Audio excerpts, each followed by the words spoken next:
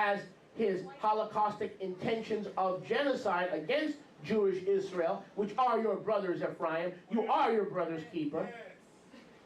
And I'm not going to water down the message and say, well, Rabbi, that's for all Israel. No, it's not. It's for Jewish Israel. Because if Yahweh is not faithful to keep and preserve Jewish Israel from generation to generation, how will he be faithful to keep you, Ephraim, in your return back to the covenant? Come on. We are our brother's keeper. Baruch Hashem Yahweh. Look at verse 16. Yahweh will have war. Blessed be his name. Yahweh ish milchama. Yahweh ish milchama. Yahweh will have war with Amalek from generation to generation. Now fast forward with me, please, to 1 Shmuel 15:1. So Yahweh says, I will fight Amalek every generation. Well, there's a problem here. Yahweh wanted Amalek to be destroyed. But the problem was, Yahweh didn't destroy Amalek. The question is it Yahweh couldn't destroy Amalek, the enemies of Israel, from generation to generation? Or is it that Yahweh wouldn't? Which one is it? None of the above. He gave specific orders for Amalek to be destroyed to the first king that was raised up against Yahweh, Melech Shaul, King Saul. Yahweh says, I'm your king, I'm your Melech, I'm your Redeemer, I'm your Aleph, I'm your Tav. Well, yeah. Well, we want a king like all the Goyim. Okay. We want a king to go in and out before us, to wage and fight our battles. We want to be like all the Goyim, all the religious pagans. Yahweh says, now look, last chance, last call. I am your king. Hallelujah! And the people of Israel said, no, we have no king but Caesar. Now that wasn't the first time they said that in Matityahu. They were saying back then. And in those days, Caesar was called Shaul, Melech Shaul. We have no king but Caesar. Yahweh says, I'm your king. No, that's not good enough. Okay. So Yahweh says, go have a king. And of course, Israel got into all kinds of trouble with the kings that were appointed. Let's read quickly. And it's very important.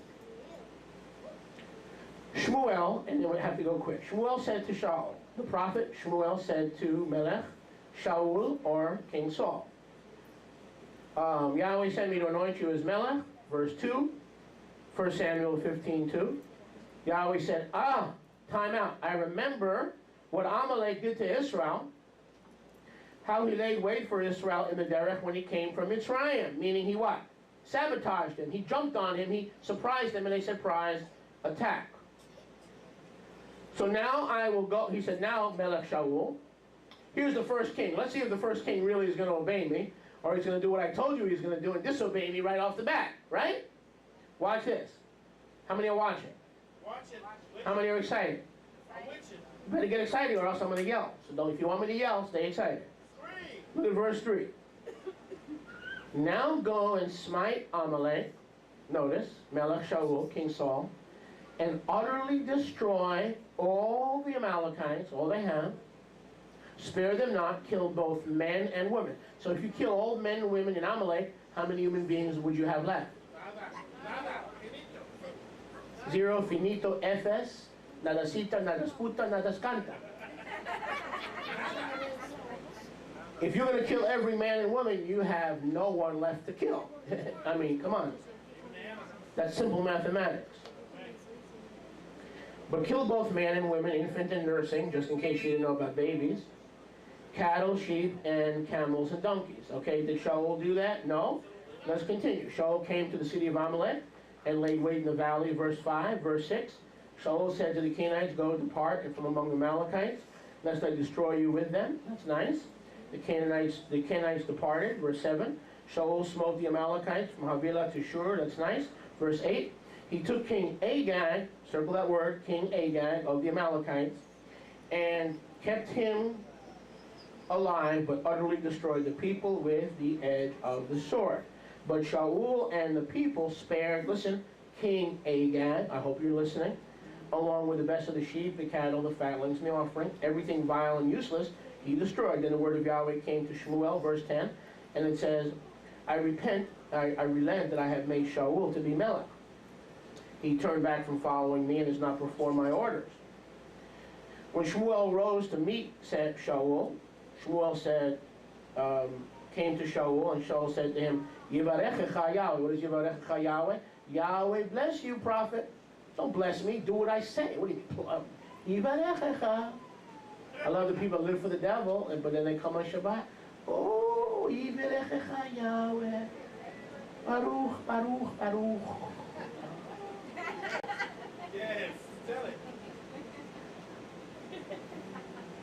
And you're living like a heathen. All right now. And you're not doing what Yahweh tells you during the week. Yeah. You're not obeying Him during the week. You're allowing things to live in your presence that Yahweh tells you to kill and get rid of. So you can have peace of mind and you can sleep at night and you can let those things go. And if they're yours, and if you do things the right way, they'll come back to you. Baruch Hashem Yahweh. Verse 14. Shmuel said, what is this here bleating of the sheep in my ears? What do you mean you killed everything and you obeyed Yahweh? Saul said, I brought them from the Amalekites.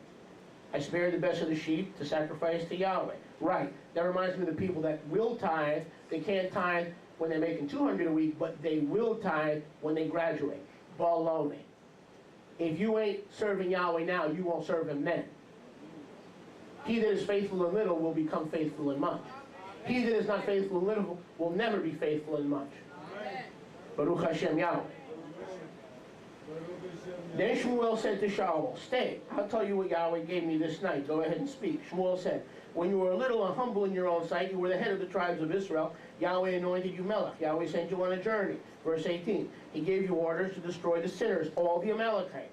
Fight against them. Why? Verse 19, did you not obey the voice of Yahweh? And so forth and so on.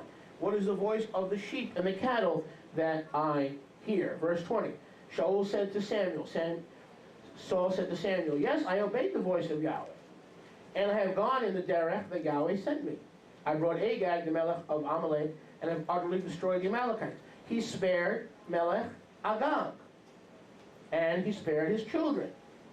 What did Yahweh tell Shaul to do to Melech Agag and to his children?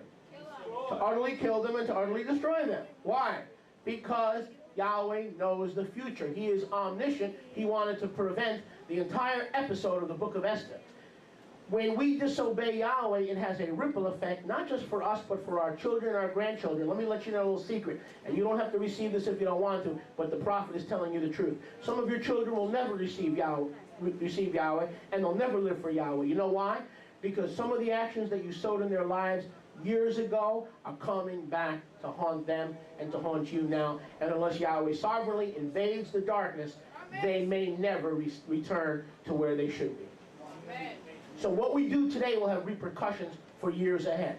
What Shaul did in disobedience led to the entire book of Esther taking place. He was commanded to destroy King Shaul and all the Amalekites once and for all. Make sense? And King Agag and his children. So what did Samuel do? And I don't want to read every verse because we'll be here all night. Samuel made teshuvah with Shaul. And then Shaul worshiped Yahweh, verse 32. 1 Shmuel 15:32. Then said Shmuel, okay, now I'm going to show you what you should have done. Bring here Melech Agag, the Melech of the Amalekites. And Agag came to him, Agag came to him with delight, and Agag said, surely the bitterness of death is past. Shmuel said, as your sword has made women childless, so shall your your mother, be childless among women. And Shmuel cut Agag in pieces before Yahweh. But there was only one problem, Tehillah. The prophet did what the king was supposed to do by killing Agag, but he didn't kill all Agag's descendants. And the next time we pick up the story of the Amalekites, we read in the book of Esther, Haman, the enemy of the Jews, the Agagite. Haman, the enemy of the Yehudim, the Agagite. Agag was killed by Shmuel the Navi, but his children lived on and prospered and showed up in ancient Persia when they conquered the Babylonian Empire, and the Medo-Persian Jewish population was swallowed up from the prior Babylonian Jewish population. When the Jewish people returned with Ezra and Nehemiah in 580 BCE, it was only about 60,000. The rest of the Yehudim stayed in the exile in Babylonia, and then the Medo-Persians conquered Babylonia in about 510, 500 BCE, and that's where the events of the book of Purim, of book of Esther, take place.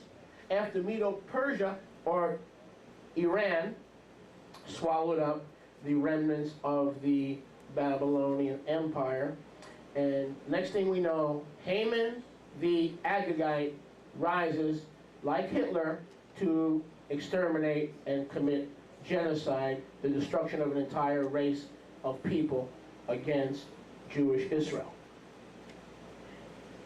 Hallelujah. Baruch Hashem Yahweh. Don't think you could snow the rabbi, you could snow your wife or your husband. You could snow them.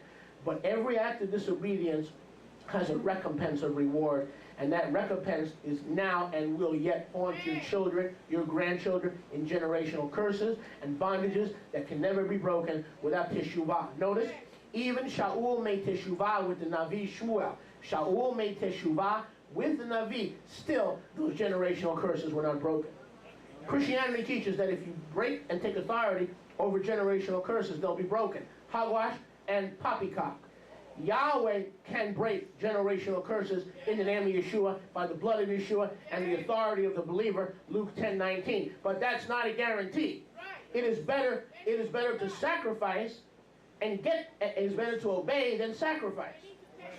The obey is the guarantee. If you want to break generational curses and prevent darkness from visiting your posterity, then the time is to obey now and not worry about, will Yahweh break those generational curses? He may or may not. Why not obey Yahweh now? So when you do what is right according to Torah now, you are building the education and the foundation for your children and your children's children and for the righteous for many generations. And that is what Shaul didn't do. He sowed the seeds of death for future generations. And we have a book of Esther. We have a story of genocide. We have a story of extermination. If only Melech Shaul would have obeyed. But the truth is, there shouldn't have even been a Melech Shaul. Yahweh said, I am kidding. There shouldn't even have been a King Saul, let alone a disobeying King Saul. Right? So one disobedience led to another disobedience. Sin begets sin. Okay, now here's what I want to share with you. The message, the prophetic look at Nazism. Beltrami, where are you, brother? This answers your question. 1946, Iran and modern genocide. Let me read to you quickly, and some of these things will be repetitious, but I don't care. Because good teachers repeat themselves. Just like the TV commercials. Raise your hands if it's sure. 35 seconds later, lift your hands, your right hand if it's sure. 5 minutes later, commercial break. Oh, lift your hands, like Budweiser, like 100 million commercials during the Super Bowl. You know what I'm talking about? Repetition is the key to good teaching. So if I'm being repetitive, that's true. That's part of my teaching gift. 1 Samuel, we read that 15. Haman was a royal Amalekite, a descendant of the very King Agag, so King Shaul, was to have slain. We see that in Esther 3:1. Go, I'll read it while you're going there. Esther 3:1. After these things did Melech Ahasuerus, Ahasuerus, promote Haman, the son of Hammedatha, the what? Agagite, and advanced Haman and set him above all princes that were with him. Now, I think somebody was saying that before. I think Beltrami was referring to that before. Very important. Yahweh spoke through Beltrami. It was very, very important. Okay? He said, okay, Brother Moshe, but what is the significance of the book of Purim today? It's nice. Yahweh is a covenant keeper. He protects his people. He defends his people. He rises up to protect his covenant, even when his people are not obedient to the covenant. But what is the significance today? Listen, the book of Esther is a prophetic book. Not only is the name of Yahweh hidden, prophecies of the end times. are hidden in the book of Esther. Last night I was watching TBN, and I have it on tape today. To those of you who, I usually check out TBN, get 2 goes and three seniors, and I turn it off. Last night I didn't turn it off. I saw something that generations have been, I saw the 2 sticks of Ezekiel 37 coming together.